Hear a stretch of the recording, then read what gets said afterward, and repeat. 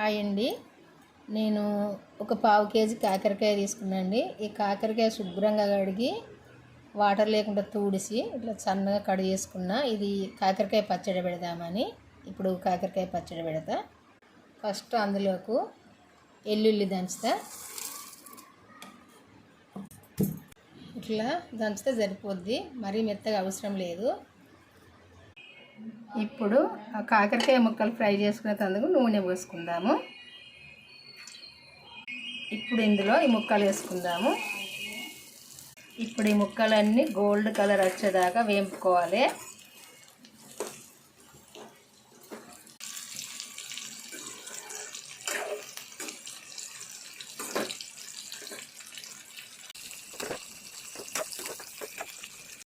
ఈ కలర్కి వచ్చేదాకా వేపుకోవాలి. ఇది పక్కకు తీసుకోవాలి. ఫస్ట్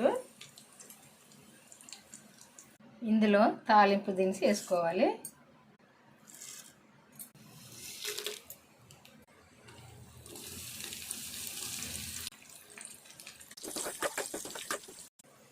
ఇప్పుడు ఈ తాలింపు చల్లగా కావాలి.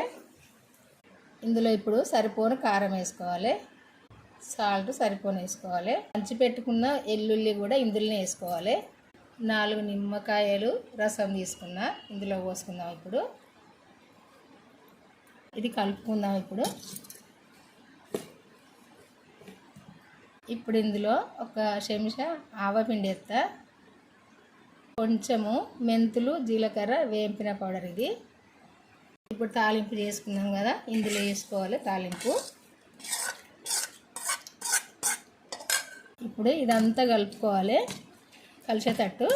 2 రోజులైతే ఊరుతుంది, మంచి టేస్ట్ ఉంటుంది. మా తెలంగాణ కాకరకాయ పచ్చడి అయితే అయిపోయిందండి.